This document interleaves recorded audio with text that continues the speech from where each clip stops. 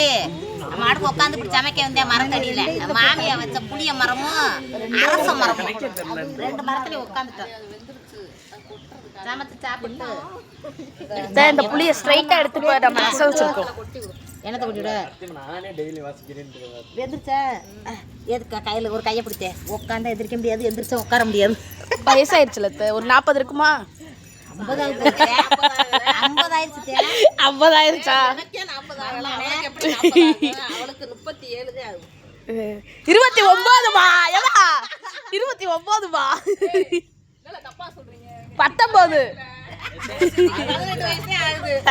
கலாய்க்கிறத பாரு அடியே அம்மாவத்தே கலாய்க்கிறதா சேர்ந்து அவளாச்சும் எனக்கு நாத்தனா மக கலாய்க்கிறா நீனும் அடி பெரியம்மா சின்ன மாவை கலாய்க்கிறேன் என்னடி உண்மையா சொன்னேன்.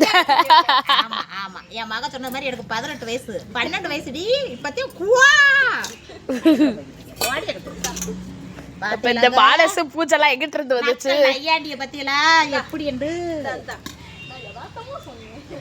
அது பதார்த்தமா ஆயிருச்சு.